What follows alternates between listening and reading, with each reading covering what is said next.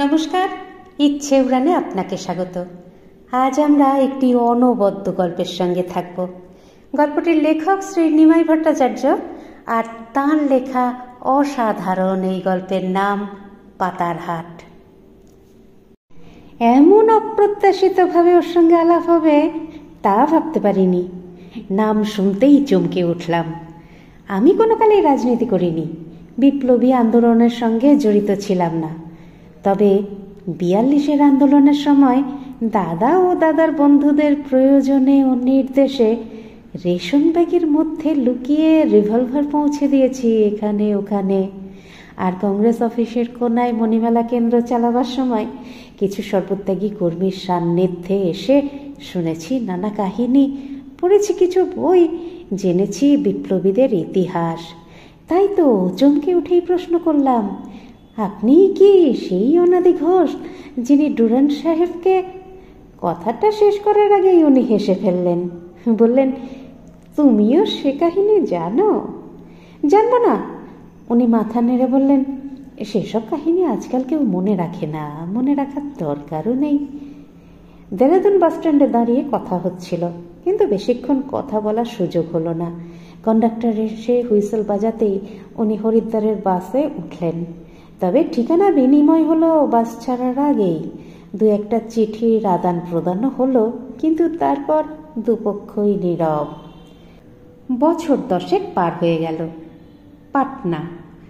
জয়প্রকাশ সর্বদয় বর্জন করে কদম কুমার বাড়িতে ফিরে এলেও আবার সংবাদপত্রের শিরোনামা, চম্পারণ সত্যাগ্রহ আর বহুকাল আগের বিধ্বংসী ভূমিকম্পের পর বিহার আবার সর্বভারতীয় সংবাদ।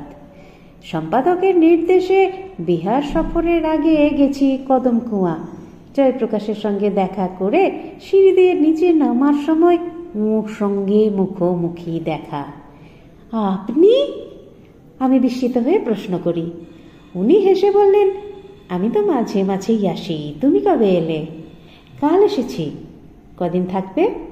এখানে 2-3 দিন আছি, তারপর কয়েকটা জেলা ঘুরব। এখানে কোথায় উঠেছ? হোটেল পাটলিপুত্রে।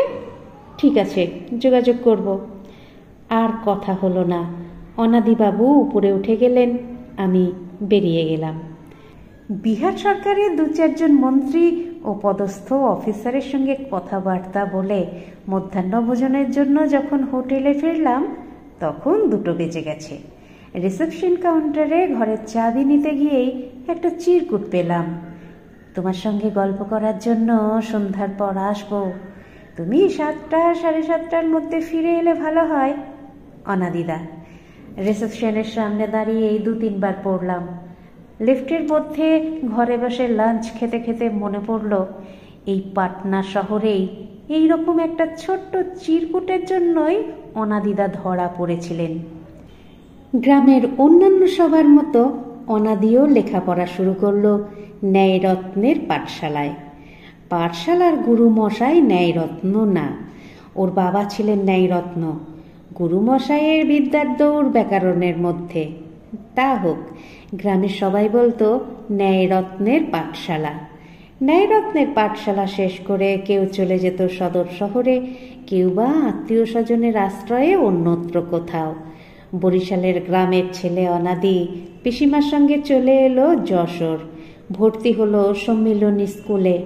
বছর ঘুরতে না ঘুরতে অনাদির নাম ছড়িয়ে পড়ল স্কুলের সব শিক্ষক ও ছাত্রদের মধ্যে। কারণ ছিল, অনাদি শুধু ভালো ছাত্র নয়, ভালো আবৃত্তি করে। সর্বোপরি কারণ ছিল ওর মুখের হাসি আর মধুর স্বভাব। ক্লাস 8-9-এ যখন পড়ে, তখন অনাদির জনপ্রিয়তা তুঙ্গে। অঙ্কে তত ভালো না হলেও আর সব বিষয়ে অনাদির সঙ্গে কেউ পেরে ওঠে না। বাংলা লিখত চমৎকার। স্কুলের ম্যাগাজিনে যে ছাত্রের লেখা প্রতিবার ছাপা হতো, তার নাম অনাদি ঘোষ। ওই অল্প বয়সেই ওর বক্তৃতা শুনে মুগ্ধ হতেন সবাই। চারিত্রিক মাধুর্যের জন্য সব ছাত্র ভিড় করত আশেপাশে। স্কুলের জনপ্রিয়তার ঢেউ পৌঁছেছে শহরের পাড়ায় পাড়ায়, ঘরে ঘরে। শহরের বহু জনের সঙ্গে অনাদির পরিচয়, ঘনিষ্ঠতা। গরমের ছুটির দিন 10 আগেই হঠাৎ একদিন স্কুলে আসার পথে লোন অফিসের সামনে অজয়দার সঙ্গে দেখা। কি রে অনাদি, কেমন আছিস? ভালো, অনাদি হেসে জবাব দেয়। জিজ্ঞেস করে, আপনি কেমন আছেন অজয়দা? অজয়দা হেসে বলেন, শারীরিক ভালোই আছি, কিন্তু মানসিক অবস্থা ভালো না। উৎকণ্ঠিত অনাদি জানতে চায়, কেন, বাড়িতে কেউ অসুস্থ নাকি? অজয়দা আবার হাসেন, বলেন, এই দেশে যার বুদ্ধি বিবেচনা আছে সে কি সুখে থাকতে পারে? কথাটা কেমন বেসুরো লাগলো অনাদির। একটু অবাক হয়ে ওর দিকে তাকায়। অজয়দা আর হাসেন না। হঠাৎ ওর উজ্জ্বল সুন্দর মুখখানা কেমন ম্লান হয়ে যায়। দুশ্চিন্তার রেখাগুলো স্পষ্ট হয়ে ওঠে কপালে। বলেন, কাল রাত্রিরে পুলিশ নিত্যদাকে কোতোয়ালিতে নিয়ে গেলে ডুরান্ড সাহেব গুনে গুনে ওকে 100 বার লাথি মেরেছে। শুনে ওনাদের খারাপ লাগে। বলে, তাই নাকি? হ্যাঁ, কিন্তু কারোর কাছে তো শুনলাম না। শুনতে চাইলে শুনতে পাবি। ওখানে দাঁড়িয়ে দাঁড়িয়ে স্কুলের বেল শোনা যায়। অজয়দা বললেন, স্কুলে যা, একদিন আসিস? নিশ্চয়ই আসব। স্কুলে বসেও অনাদি সারাদিন ওই কথাই ভাবে। নিত্যদার মতো সর্বজন শ্রদ্ধেয় মানুষকে ডুরান্ড সাহেব 100 বার লাথি মেরেছে। গত বছরই ডুরান্ড সাহেব স্কুলের পুরস্কার বিতরণী সভায় এসেছিল। অনাদি ওকে ওই একবারই দেখেছে। দেখলেই বোঝা যায় লোকটা কত দাম্ভিক আর বদমেজাজি। অনাদি ওর ইংরেজি বক্তৃতা ঠিক বুঝতে পারেনি, কিন্তু হেডমাস্টার মশাইয়ের তর্জমা শুনেই বুঝেছে লোকটা ভারতবর্ষের মানুষকে কত ঘেন্না, কত তুচ্ছ জ্ঞান করে। সেদিন বিকেলেই অনাদি অজয়দার ক্লাবে হাজির। পরদিনই 2 আনা দিয়ে জগজ্জননী ক্লাবের সদস্য। গরমের ছুটিতে পড়াশুনোর অছিলায় বরিশাল যাওয়া বাতিল করে ব্যায়াম চর্চার আড়ালে অনাদি আরও কত কি চর্চা করে, কত কি পড়ে, শোনে, জানতে পারে কত অজানা কাহিনী। বছরখানেক পরে অগ্নিমন্ত্রে দীক্ষা, নবজন্ম হলো অনাদির।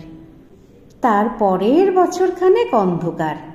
অনাদি স্কুলে যায়, পড়াশুনো করে, কিন্তু আর কি করে সে খবর বাইরের দুনিয়ার কেউ জানতে পারে না। 2nd ডিভিশনে ম্যাট্রিক পাস করলো অনাদি। নিত্যদার নির্দেশে অনাদি যশোর ছেড়ে চলে গেল বরিশাল। ভর্তি হলো ব্রজমোহন কলেজে। পুজোর ছুটির ঠিক 2 দিন আগে হঠাৎ এক দূত মারফত স্বয়ং ত্রৈলোক্য মহারাজ খবর পাঠালেন, ছুটি হবার সঙ্গে সঙ্গে যশোরে পিসিমার বাড়ি বেড়াতে যাও। ইঙ্গিত বোঝে অনাদি। ছুটি হবার পরদিনই স্টিমারে ওঠে অনাদি। প্রথমে খুলনা, তারপর যশোর। পিসিমা খুশি, পিসেমশাই খুশি, খুশি ভাই বোনরাও। গল্প গুজব করে শুতে শুতে অনেক রাত হলো। মশারি ঠিক করতে এসে জয়া বলল, রাঙাদা ঘুমিও না, 1টা থেকে 1:15টার মধ্যে সুনীলদা আসবে। আমি চলে গেলে দরজায় খিল দিও না। আমিও ঘুমোবো না, দরকার হলে জানলা দিয়ে হাত বাড়িয়ে আমার মাথায় হাত দিলেই উঠে পড়ব। হ্যাঁ, ঠিক 1:15টায় সুনীল এলো। মশারির মধ্যে বসে অনেকক্ষণ অনেক কথা বলল ফিসফিস করে। তারপর যেমন চুপি চুপি এসেছিল ঠিক তেমনি চুপি চুপি চলে গেল সুনীল। রেখে গেল ছোট একটা বালিশ। বিছানা ছেড়ে উঠল অনাদিও। ঘর থেকে বেরোলো পা টিপে টিপে। বারান্দা পার হয়ে পিছন দিক দিয়ে ঘুরে বোনদের ঘরের জানলার সামনে এসে একটু দাঁড়ালো। একবার ভালো করে এদিক ওদিক দেখে জানলা দিয়ে হাত বাড়িয়ে জয়ার মাথায় একটা টোকা দিতেই ও উঠে বসল। অনাদির মতোই পা টিপে টিপে বেরিয়ে এলো বাইরে। তারপর কোনো কথা না বলে ওই অন্ধকার রাত্রে অনাদির হাত ধরে নিয়ে এলো উত্তর দিকের বাগানে। চাঁপা গাছের নিচে গর্ত করাই ছিল। অনাদির হাত থেকে ছোট্ট বালিশটা নিয়ে ফেলে দিল ওই গর্তের মধ্যে। সঙ্গে সঙ্গে দুজনে মিলে মাটি চাপা দিয়ে কিছু ঘাস পাতা ছড়িয়ে দিল। ওরা দুজনে ফিরে গেল নিজের নিজের ঘরে। ভোরবেলায় দুজনেরই ঘুম ভাঙল হইচই শুনে। পুলিশ! অনাদি পেশামশাই এবারের গৃহকর্তা চন্দ্রবাবু শহরের নামকরা উকিল। দারোগাবাবু তার সঙ্গে কোনো খারাপ ব্যবহার করলেন না। বললেন, আইবির রিপোর্টে এই বাড়িতে সুনীল সরকার লুকিয়ে আছে, তাই আপনাদের একটু কষ্ট দেব। চন্দ্রবাবু বললেন, কাল আমার শালার ছেলে অনাদি এসেছে, তাছাড়া আর কেউ তো। পুণ্য কাজে দারোগাবাবুর সহযাত্রী আইবির কালাচরণবাবু বললেন, সে তো পাড়া সবাই জানে। যাই হোক, সারা বাড়ি খানা তল্লাশি করে ওরা শুধু সুনীলকেই খুঁজলেন না, আরও কিছু খুঁজলেন তন্ন তন্ন করে। বাড়ির মেয়ে, পুরুষ, ঝি, চাকর সবাইকে জেরা করলেন কেউ কিছু রাখতে দিয়েছে কিনা। সবাই বলল, না, কেউ কিছু রেখে যায়নি। জয়া বলল, শুধু মিত্তির কাকার মেয়ে ছায়া এসে এক কৌটো নাড়ু দিয়ে গেছে রাঙাদার জন্য। দারোগাবাবু আর কালাচরণবাবু প্রায় একসঙ্গে চিৎকার করে উঠলেন, কোথায় সে কৌটো? জয়া না, জয়ার মা না, ঝি এনে দিল সে কৌটো। হুমড়ি খেয়ে পড়লেন ওরা দুজনেই হতাশ। জয়া হাসতে হাসতে জিজ্ঞাসা করল, আপনারা কি খুঁজছেন? কালাচরণবাবু রেগে বললেন, তাতে তোমার কি দরকার? ঘণ্টা তিনেক ধরে খানা তল্লাশি করেও ওরা কিছুই পেলেন না। যাবার সময় দারোগাবাবু বলে গেলেন, ডোরান সাহেবের হুকুম মতো এসেছিলাম, কিছু মনে করবেন না। স্বস্তির নিঃশ্বাস ফেলে অনাদি আর জয়া। কিছুক্ষণ পরেই অনাদি সাইকেলের চক্কর দিয়ে আসে সারা লোন অফিস পাড়া। ক্রিং ক্রিং ঘণ্টা বাজিয়ে অজয়দাকে জানিয়ে দেয় সব ঠিক আছে। জলখাবার দিতে এসে জয়া অনাদিকে বলল, রাঙাদা, খুব সাবধান, সুনীলদা যে আসবে তা পর্যন্ত ওরা জেনে গেছে। হ্যাঁ, তাই তো দেখছি। তোমাদের মধ্যে কেউ কিছু। উচিত নয়, তবে। কথাটা শেষ না করে অনাদি বলে, একটা কাজ করবি? বলো, কি করতে হবে? একটা চিঠি দিচ্ছি, ওটা সুভাষের ঠাকুমাকে দিয়ে বলবি কালীবাড়ির আরতির সময় জবাব নিবি। সন্ধ্যার পর কালীবাড়ির আরতির সময় সুভাষের ঠাকুমার পাশে হাত জোর করে বসল জয়া। প্রায় ঘণ্টাখানেক আরতি চলল। আরতি শেষ, এবার চোখ বুজে প্রণামের সময়। ব্যাস, ওই সময় ছোট্ট একটা কাগজ এসে গেল জয়ার হাতে। সকালবেলায় জয়াদের বাড়ি খানা তল্লাশি হওয়ার খবর পাওয়ার সঙ্গে সঙ্গেই নিত্যদা সমস্ত পরিকল্পনাটা অদল বদল করে জানিয়ে দেন অজয়দাকে। নতুন পরিকল্পনার সব কিছু খবর জয়া এনে দিল অনাদিকে। দুর্গাপূজা শুরু হয়েছে। সারা শহরে আনন্দের বন্যা। ঢাক ঢোল বাজছে চারিদিকে। নতুন জামা কাপড় পরে ছেলেমেয়েরা যাচ্ছে পূজা দেখতে। ছুটির আনন্দ উপভোগ করতে অফিস আদালতের অনেকেই গ্রামের বাড়ি গেছেন। ছুটি ডুরান সাহেবেরও। অফিস না গেলেও বাংলোয় বসে কাজ করেন। পুলিশ অফিসাররা আসেন নানা খবর নিয়ে, ফিরে যান সাহেবের নির্দেশ নিয়ে। তবে সবাই জানে ছুটির দিনে সাহেব মেম সাহেব ঘুমিয়ে থাকেন অনেক বেলা পর্যন্ত। খুব জরুরি কারণ না হলে সাহেব কখনোই ভোরে ওঠেন না। সেদিন মহাষ্টমী। তখনও অন্ধকার কাটেনি। উষার আলো দেখা দেবে কিছুক্ষণ পর। সূর্য উঠবে আরও পরে। ডোরান সাহেবের বাংলোর গেটের সামনে কিছু কাগজপত্র নিয়ে দুই দারোগাবাবু হাজির। পাহারাদার কনস্টেবল হেসে বলল, এত ভোরে? একজন দারোগাবাবু হেসে বললেন, কি করব, বড় কর্তারা যেমন হুকুম দেবেন আমাদের তো তাই করতে হবে। কনস্টেবল বলল, আজ তো ছুটি, সাহেব তো উঠবেন অনেক বেলায়। আমরা বসে থাকবো, সাহেব উঠলেই কাগজ সই করিয়ে ছুটব এসপি সাহেবের কাছে। দারোগাবাবুরা ভেতরে ঢোকেন। কনস্টেবল গেট বন্ধ করে দেয়। বিরাট এলাকার মাঝখানে ম্যাজিস্ট্রেট সাহেবের দোতলা বাংলো। গাছপালা দিয়ে ঘেরা সমস্ত এলাকা। সামনের লন পেরিয়ে বাংলোর বারান্দায় পৌঁছতেই দারোগাবাবুদের মিনিট 5 লাগল। সেখানে খান কয়েক চেয়ার। দারোগাবাবুরা সেখানেই বসলেন। ভালো করে দেখেন চারিদিক। না, কেউ নেই। ছুটির দিনে এত ভোরে কোনো বেয়ারা আসবে না। চাকর বাকর খানসামারাও তাদের কোয়ার্টারে। দারোগাবাবুদের হাতে সময় বেশি নেই। ওরা দুজনেই উঠে দাঁড়ালেন। পায়চারি করার অছিলায় একবার ঘুরে দেখে নিলেন চারিদিকের বারান্দা, সিঁড়ি। একজন সতর্ক পদক্ষেপ ফেলে উপরে উঠলেন। দেখলেন ওপরের বারান্দা, না, কেউ নেই। ইশারা করলেন সহকর্মীকে। তিনিও তরতর করে ওপরে উঠলেন। ডান দিকে এগিয়ে দেখলেন ড্রয়িং রুমের মেঝেই একজন ঘুমুচ্ছে। দরজা বন্ধই ছিল। একজন আলতো করে সামনের দিকে শিকল তুলে দিলেন। আর একটু এগিয়েই সাহেবের শোবার ঘর। হ্যাঁ, পশ্চিমের জানলা খোলা আছে। মেম সাহেবও নেই, কলকাতায় গেছেন গতকালই। সাহেব বিভোর হয়ে ঘুমোচ্ছেন, প্রায় অর্ধ উলঙ্গ হয়ে। ইশারা বিনিময় হয় দুই দারোগার মধ্যে। একজন রইলেন সিঁড়িতে, অন্যজন সাহেবের শোবার ঘরের খোলা পশ্চিমের জানলার পাশে। দুজনের হাতেই রিভলভার। সিঁড়ির দারোগাবাবু বাঁ হাত তুলে ইশারা করতেই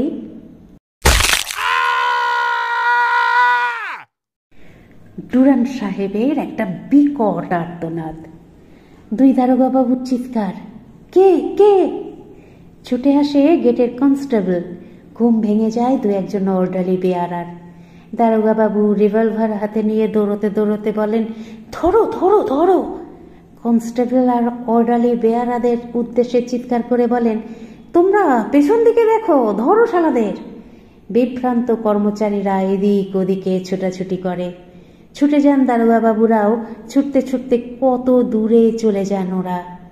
ডুরেন্ট সাহেবের বাংলোয় পুলিশের কর্তারা পৌঁছবার আগে অজয়দা আর অনাদিদা জগৎজননী ক্লাবে ব্যায়াম চর্চা শুরু করে দেন। ওদিকে কনস্টেবল আর অর্ডারলি বেয়ারাদের বক্তব্য শুনেই পুলিশ বাহিনী ছুটে যায় ঝিনেদার রাস্তায়। পরবর্তী 24 ঘন্টায় যশোর আর ঝিনেদার পুলিশ জন 50কে গ্রেপ্তার করল। অজয়দাকে ধরল দুদিন পর, কিন্তু সারাদিন জেরা করে ছেড়ে দিল।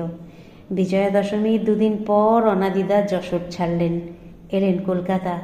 পুজোর ছুটি শেষ হবার ঠিক মুখোমুখি ওকে বলা হলো, চলে যাও বরিশালের পাতারহাট। ওখানকার হিন্দু একাডেমির হেডমাস্টার মশাইকে বলা আছে, কোনো চিন্তা নেই। তবে হ্যাঁ, ওখানে তুমি অনাদি ঘোষ থাকবে না, হবে বিমল চৌধুরী। বরিশাল জেলার খোলা মহকুমায় মেঘনা নদীর পারে পাতারহাট। সুপারি আর লঙ্কার এত বড় গঞ্জ বোধহয় আর কোথাও নেই। বিমল চৌধুরী পৌঁছতেই হেডমাস্টার মশাই বললেন, হ্যাঁ, সব ঠিক আছে। তুমি 8, 9, 10 বাংলা পড়াবে। লাইব্রেরির পাশের ঘরেই তুমি থাকবে, কোনো অসুবিধে হবে না। না, বিমল চৌধুরীর কোনো অসুবিধে হয়নি, বরং আনন্দেই কেটেছে দিনগুলো। কো এডুকেশনাল স্কুল, হাজার হোক গ্রামের স্কুল। ছাত্রছাত্রীদের বয়স একটু বেশি। নতুন মাস্টারমশাইকে ওরা সবাই ভালোবাসে। প্রায়ই ছাত্রছাত্রীদের বাড়ি নেমন্তন্ন জুটে যায়। যেদিন জোটে না সেদিনও নিজেকে রান্না করতে হয় না। কোনো না কোনো ছাত্রী খুশি হয়েই রান্না করে দেয় ঝোল ভাত। মাস্টারের পরেই একদিন হেডমাস্টার মশাই বললেন, পালাও, আজই রাত্রে পালাও। প্রথমে কলকাতা, সেখান থেকে হাজারিবাগ, তারপর পাটনা। এই পাটনায় আসার দিন তিনেক পরেই অনাদিদা হঠাৎ অসুস্থ হয়ে পড়েন। একটা বাচ্চা ছেলের হাতে একটা চিকট দিয়ে পাঠান যতীন ডাক্তারের ডিসপেন্সারিতে। উনি তখন রোগী দেখতে গিয়েছিলেন। টেবিলের ওপর চিটকুটটা রেখে চলে আসে ছেলেটি। ওখানেই বসেছিলেন বিহার পুলিশে এক বাঙালি দারোগাবাবু। ব্যাস, পরের দিন ভোরেই অনাদিদাকে ধরল। সন্ধ্যের পর অনাদিদা হোটেলে এলে বললাম, আপনার চিরকুটটা পেয়েই সব কিছু মনে পড়ল। অনাদিদা অবাক হয়ে জিজ্ঞেস করলেন, তুমি এত সব জানলে কেমন করে? ওই পাতারহাট হিন্দু একাডেমির হেডমাস্টার মশাইয়ের ছেলে আমার বন্ধু, ওদের বাড়িতে সব কিছু শুনেছি। পাতারহাটের নাম শুনেই উনি একটু আনমনা হয়ে গেলেন। একটা চাপা দীর্ঘশ্বাস ফেলে একটু ম্লান হাসি হেসে বললেন, পাতারহাটের দিনগুলো সত্যি আনন্দে কেটেছে। পাটনায় রোজ আমাদের দেখা হয়, গল্প হয়। ওই 2-3 দিনের মধ্যেই আমরা এত ঘনিষ্ঠ হয়ে উঠলাম যে অনাদিদাও আমার সঙ্গে বিহার ঘুরতে বেরিয়ে পড়লেন। প্রথমে হাজারিবাগ, রাঁচি, জামশেদপুর ঘুরে আবার পাটনা, তারপর সমস্তিপুর আর দ্বারভাঙা, সব শেষে গয়া এসে আবিষ্কার করলাম আমরা বন্ধু হয়ে গেছি।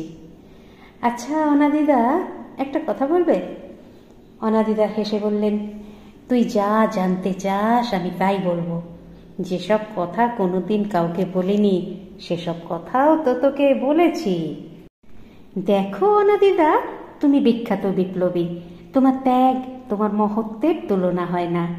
দেশ স্বাধীন করার জন্য কত ত্যাগ স্বীকার করেছ। ওসব কথা ছেড়ে দে, তুই কি জানতে চাস তাই বল। আমি হেসে বললাম, অনাদিদা, তুমি তো রক্ত মাংসের মানুষ, তুমি কি কোনোদিন কাউকে ভালোবাসোনি? কোনো মেয়ে কি তোমার জীবনে আসেনি? সর্বত্যাগী বিপ্লবী অনাদিদা খুব জোরে একটা দীর্ঘশ্বাস ফেলে জানলার সামনে দাঁড়িয়ে বুদ্ধগয়ার মন্দিরের দিকে তাকিয়ে বললেন, হ্যাঁ ভালোবেসেছি বই কি। কাকে? অশ্রুকে। অনাদিদা একটু থামেন। বুদ্ধগয়ার মন্দিরের চূড়া ছাড়িয়ে তার দৃষ্টি চলে যায় বহু দূরের নীল আকাশের কোলে। বোধহয় রোমন্থন করেন ফেলে আসা স্মৃতি, স্বপ্ন ভরা দিনগুলির টুকরো টুকরো ঘটনা, কাহিনী।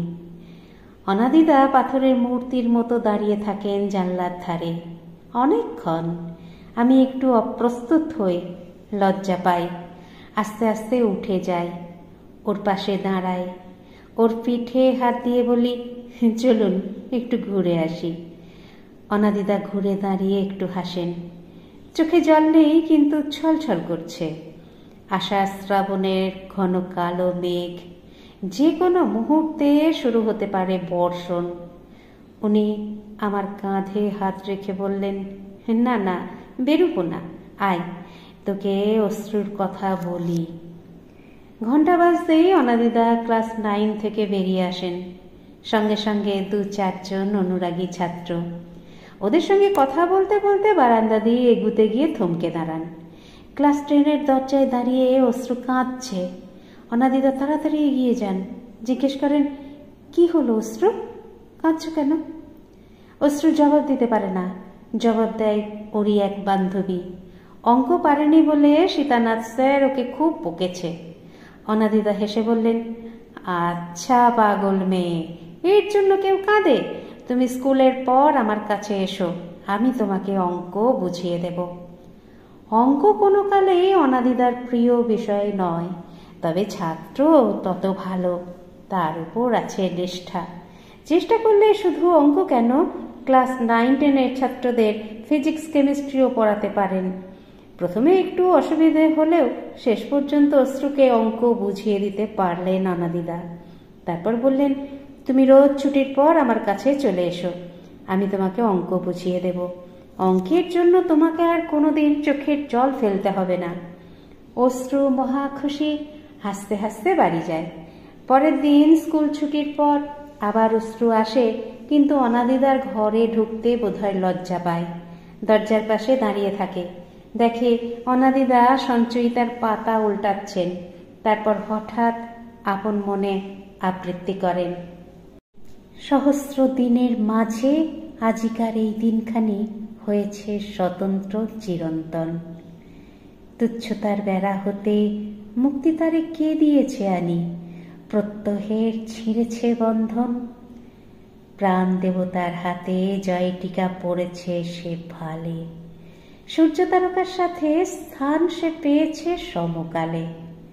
সৃষ্টির প্রথম বাণী যে প্রত্যাশা আকাশে জাগালে, তাই এলো করিয়া বহন। শুনে মুগ্ধ হয় অশ্রু। হঠাৎ অনাদিদার চোখ পড়ে, আরে তুমি দাঁড়িয়ে কেন, এসো এসো। সারাদিন স্কুল করে ক্লান্তি অবসাদের ছাপ থাকলেও ঢাকা পড়ে গেছে তার খুশির স্পর্শে।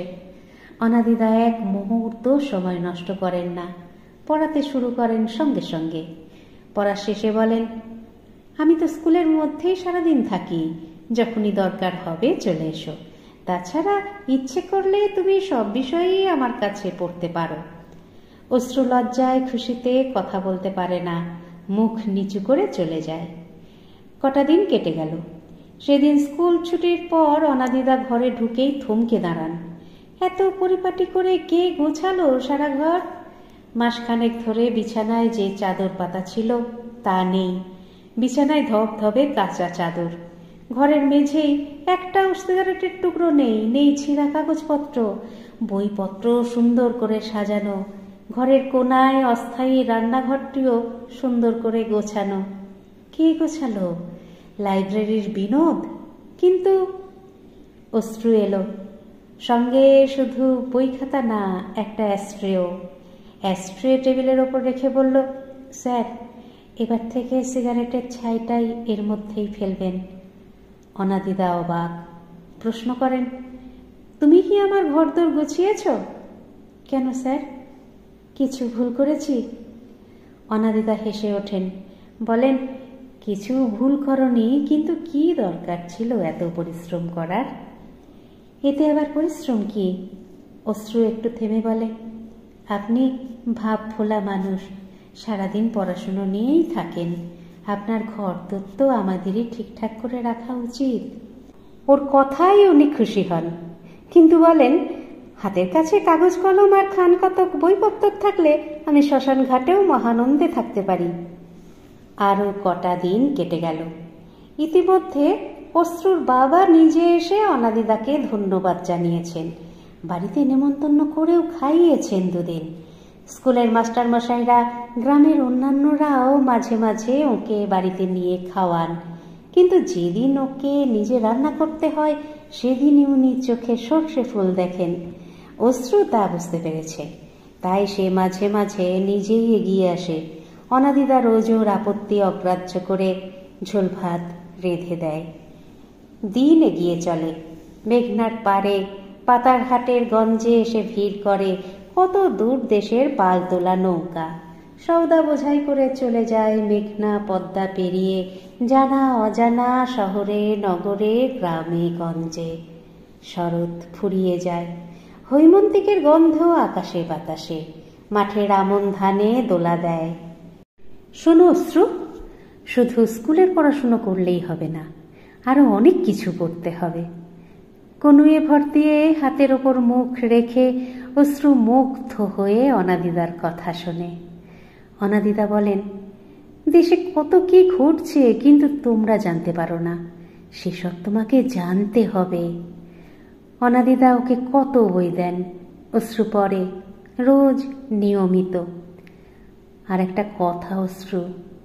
বলুন স্যার। রবীন্দ্রনাথকে খুব ভালো করে পড়তে হবে। পড়তে পড়তে মুখস্থ করতে হবে ওর কবিতা। এই মাস দেড়েকের মধ্যেই অশ্রু কত বদলে যায়। ওর বাবা মা খুশি, খুশি শিক্ষকরাও। সেদিন কি কারণে যেন ফার্স্ট পিরিয়ডের পরে স্কুল ছুটি হয়ে গেল। 1 মিনিটে সারা স্কুল বাড়ি ফাঁকা। টিচার্স কমন রুমে অনাদিদা কয়েকজন শিক্ষকদের সঙ্গে কথাবার্তা বলছিলেন। একটু পরে ওরাও চলে গেলেন। অনাদিদা আস্তে আস্তে ওর ঘরে এলেন। ঘরের মধ্যে ঢুকেই উনি অবাক।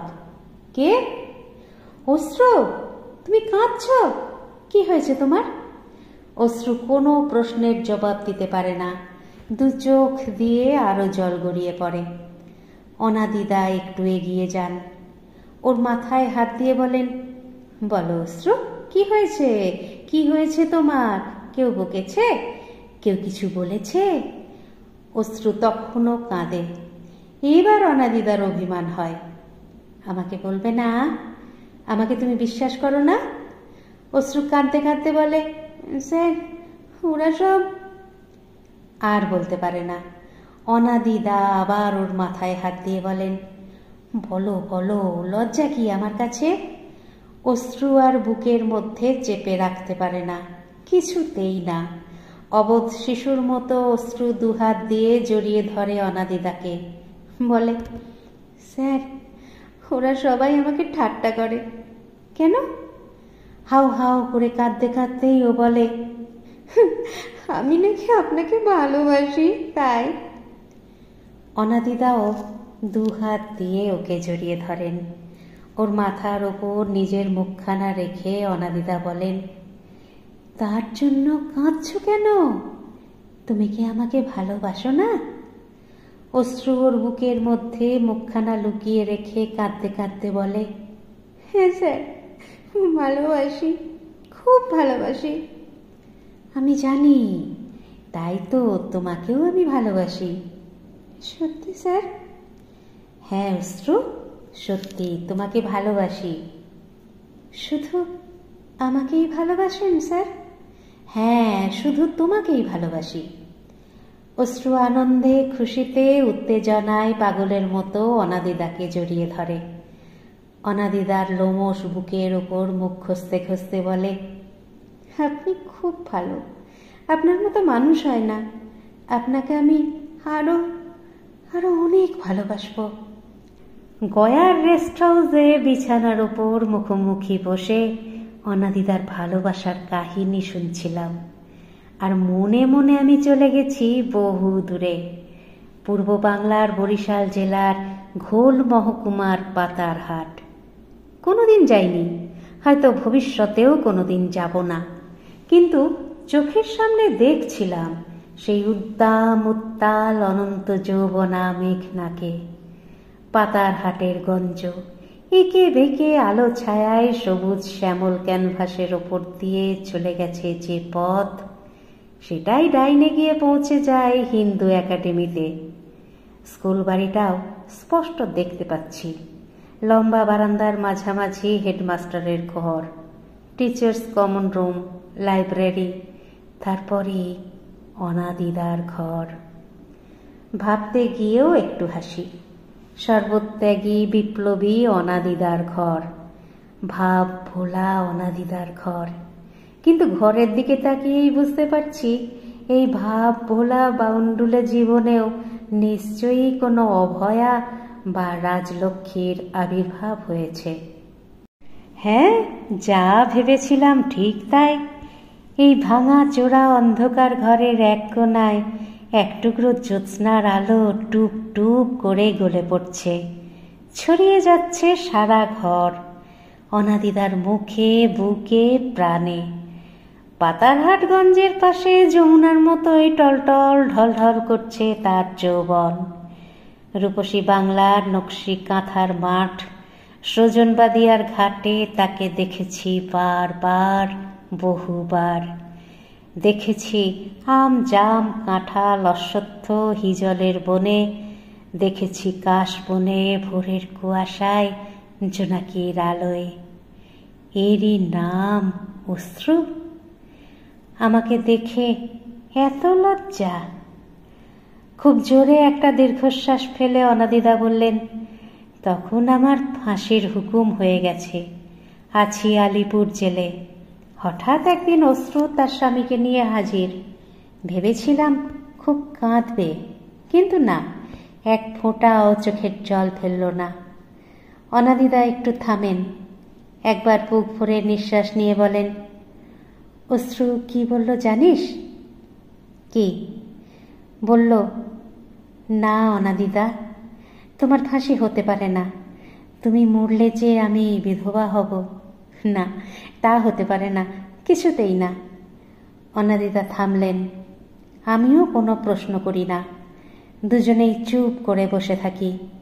মনের মধ্যে এত কথা, এত স্মৃতি আনাগোনা করে যে কেউই কথা বলতে পারি না। হঠাৎ বেয়ারা এসে ডাকল, যাব খানা তৈয়ার। স্বপ্ন ভঙ্গ হলো অনাদিদার, বোধ হয় আমারও। ওর মুখে একটু ম্লান হাসির আভা। বললেন, শুনলি আমার অশ্রুর কথা?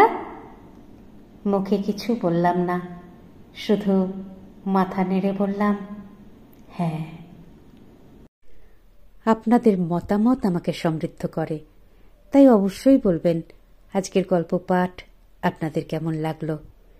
যারা চ্যানেলটিকে সাবস্ক্রাইব করেছেন তাদের অসংখ্য ধন্যবাদ, আর যারা এখনো পর্যন্ত সাবস্ক্রাইব করেননি তারা একটু কষ্ট করে সাবস্ক্রাইব করে নিয়ে সঙ্গে থাকুন না প্লিজ। একটু লাইক, শেয়ার এগুলো নিশ্চয়ই বলে দিতে হবে না।